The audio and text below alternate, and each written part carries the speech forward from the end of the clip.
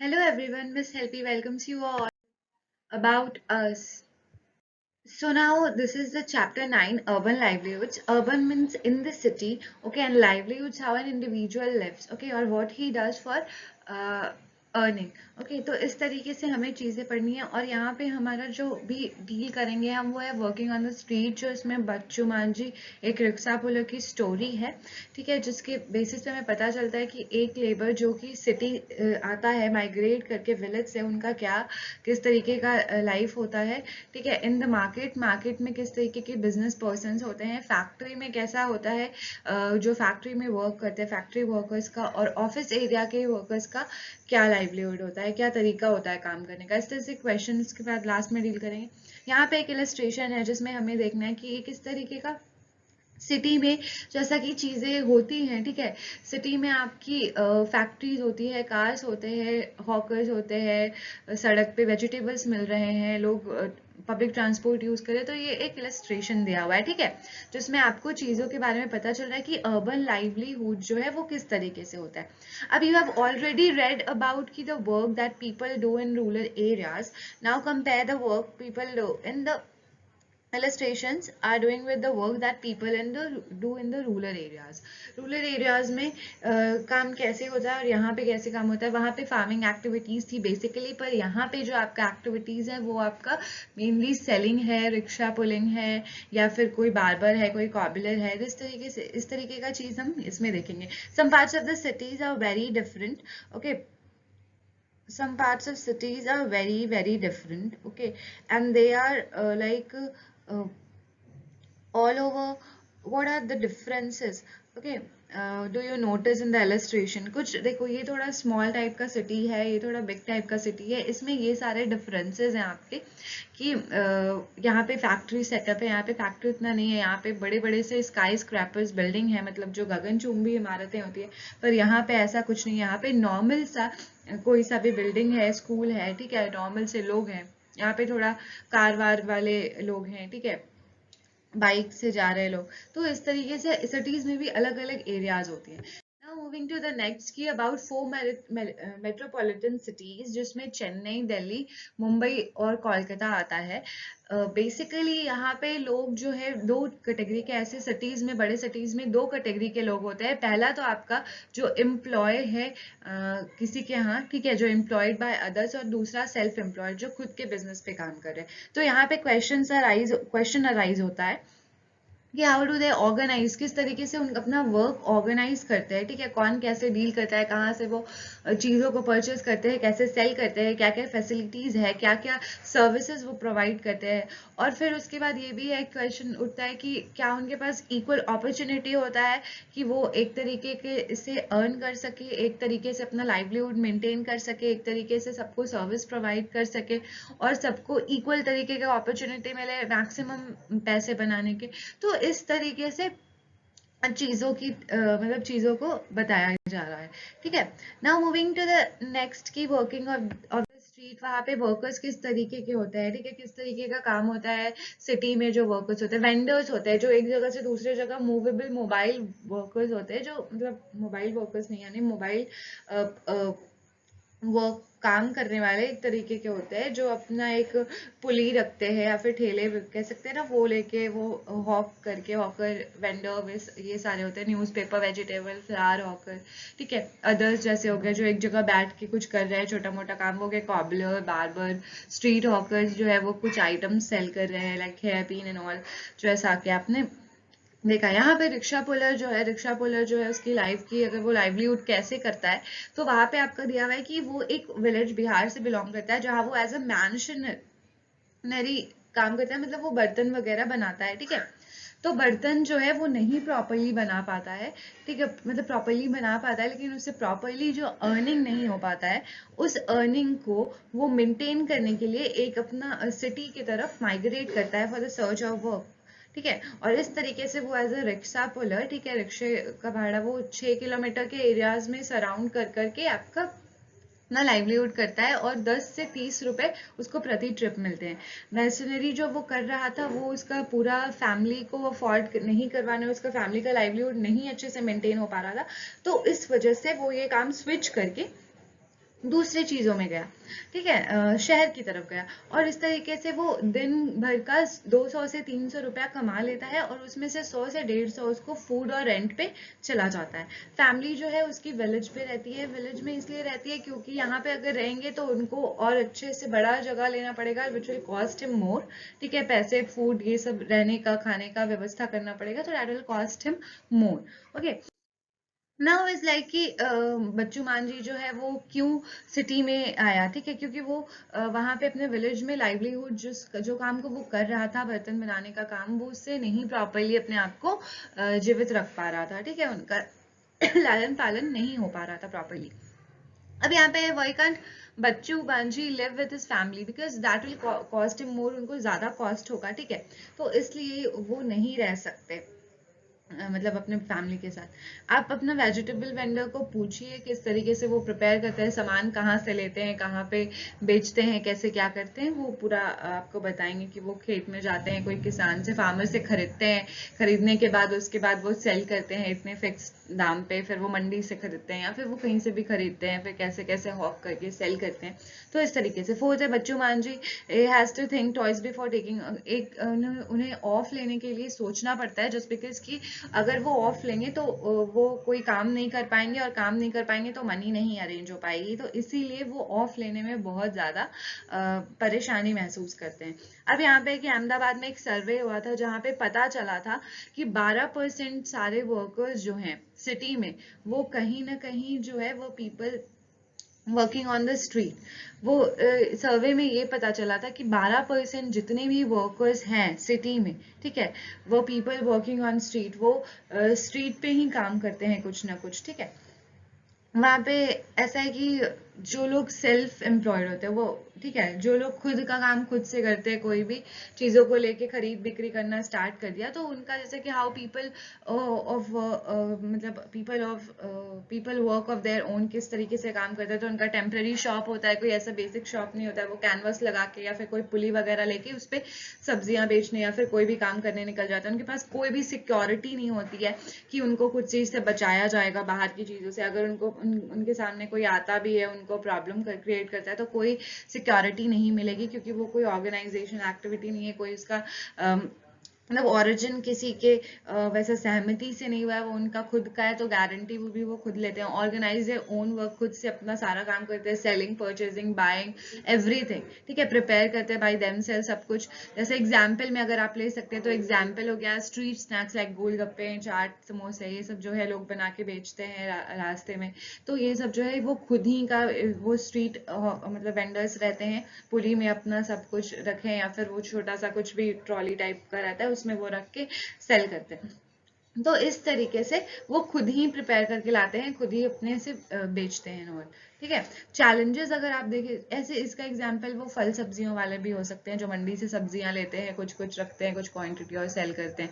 Challenges वो ये कि इस तरीके के बैन, मतलब वेंडर या हॉकर को कभी कभी बैन भी कर दिया जाता है, जस्ट बिकॉज कि मतलब वो कंजेशन या फिर ट्रैफिक, रोड पे ट्रैफिक जैम वगैरह क्रिएट कर दें इस वजह से, ठीक है। प्रॉब्लम जो वो फेस करते हैं, पहला ब्राइब पेमेंट, दूसरा inability to access government facilities, तीसरा lack of facilities such as electricity, toilet, sanitation, third is fourth is like lack of social security. Bribe payment like कि वहाँ पे कुछ गूंस टाइप के लोग उनसे कुछ परसेंट जो उनका डेली इनकम होता है वो मांगते हैं, ठीक है। सेकेंड इनएबिलिटी जो है वो गवर्नमेंट के गारंटी पे तो नहीं खोलते, वो खुद की गारंटी पे खोलते हैं, तो अपना जो भी वेंडिंग वाला अपना जो भी सिस्टम, उन्होंने स्नैक्स का दुकान लगाया, ठीक है, या फिर ठेला लगाया, तो वो खुद पे लगाते हैं, तो उसके वजह से उन्हें कोई गवर्नमेंट फैसिलिटी भी नहीं देती है, तो गवर्नमेंट का कोई भी चीज़ वो फैसिलिटी अवील नहीं कर सकते हैं। ऊपर से लैक ऑफ फैसिलिटी रहती है, जैसे इलेक्ट्रिसिटी जो है उनको बैटरी अपने साथ लाना पड़ता है, उससे वो अपना लाइट अपने ठेले पे लगाएंगे, अपने ट्रॉली पे लगाएंगे। फिर से टॉयलेट फैसिलिटी, सैनिटेशन फैसिलिटी ऐसे ही नहीं होती, उन्हें कहीं भी कचरा के साइड में ठेले वेले लगाने पड़ते हैं। कभी कभी तो लैक ऑफ सोशल सिक्योरिटी ऐसा होता है कि कभी कभी अगर सोसाइटी को उनकी वजह से प्रॉब्लम होने लगती है तो वो उनको 2 मिनट में भी नहीं हिचकते हैं कि नहीं बोले कि आप यहाँ से हट जाओ। वो फटाक से बोलते हैं कि आप यहाँ से हट जाओ। और सोशल सिक्योरिटी जो है वहाँ पे उनकी थ्रेट होती है, सोसाइटी से उन्हें इनसिक्योरिटी फील होती है कि वो कभी भी हटने को बोल सकते हैं। सिटीज लाइक दिल्ली में जो जो 2.5% ऑफ पॉपुलेशन है वो स्ट्रीट वेंडर्स की है। शॉप्स मार्केट में ऐसे होते हैं जैसे कि स्वीट शॉप हो गया, क्लोथिंग स्टोर हो गया, टॉय स्टोर हो गया, फुटवेयर स्टोर हो गया, जिससे जहाँ जहाँ से हम अपने अपने तरीके की सामान, अपने अपने पसंद की सामान, अपने ज़रूरतों की सामान को ला सकते हैं। डॉक्टर, डेंटिस्ट का क्लिनिक, मार्केट्स जो है सिटी में मार्केट्स जो है वो इन सभी चीज़ों से भरे होते हैं। यहाँ पे स्टोरी ऑफ दो फ्रेंड की है जिसमें हरप्रीत है और वंदना है। जिसमें से वंदना जो है वो सेल्फ एम्प्लॉयड है और हरप्रीत जो है वो एम्प्लॉयड है। हरप्रीत जो है वो दूसरे के शॉप में काम करती है, ठीक है ना। फेस्टिवल टाइम्स या संडे जो है वो अपने फादर के शॉप में, अंकल के शॉप में वो काम करती है। मतलब जहाँ पे उनके अंकल और फादर काम करते हैं वहीं पे जाके ये भी हेल्प करती है। Like she all of them works in different shop, मतलब किसी और के शॉप में।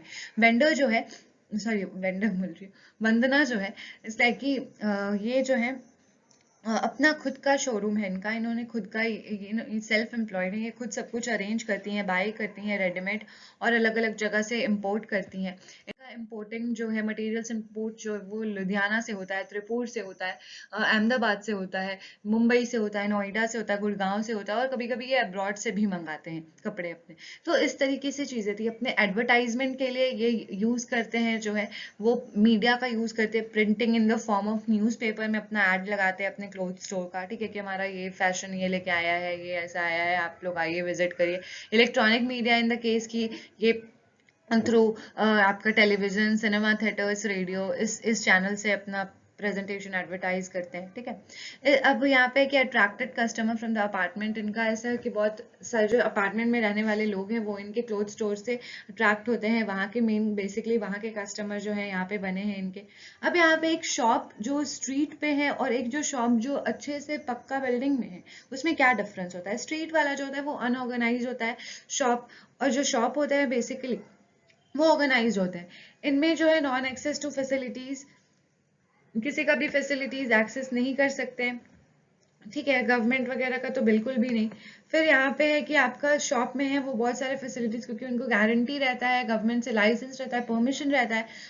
स्ट्रीट वाले जो है वो सोशल सिक्योरिटी का थ्रेट होता है, इन्हें सोशल सिक्योरिटी होता है, सोसाइटी इनको खुद अपने आप से प्रमोट करती है कि हाँ यहाँ से बाय करना चाहिए, ये करना चाहिए, तो इनको नहीं हटाते हैं लोग। ये डिप्राइव ऑफ फाइनेंस, बैंक, ये सब पे इनको इनको कुछ नहीं होता। ये जो भी अपना नॉन अनऑर्गेनाइज लोन लेके, ठीक है, इनफॉर्मल लोन लेके, जिसके बारे में आप आगे इकोनॉमिक्स में पढ़ोगे, वहां पे से ये लेके अपना दुकान वगैरह खड़ा करते हैं, अपना ठेले वगैरह लगाते हैं। इनको बहुत सारी फैसिलिटीज मिलती है बैंक एंड ऑल की, इनके पास लाइसेंस होता है, इनके पास कोई सच लाइसेंस नहीं होती है, ठीक है।